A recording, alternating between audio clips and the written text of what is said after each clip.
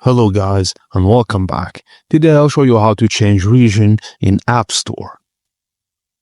Firstly, launch the Settings app on your iPhone and tap your name at the top to access Apple ID settings. Tap on Media and Purchases, then select View Account.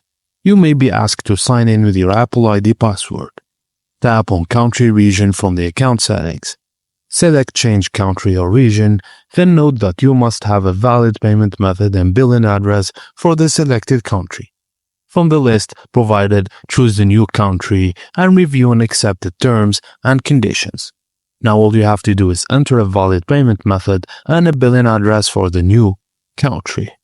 And that's it guys. After completing these steps, your App Store region will be updated, giving you access to region-specific apps and content.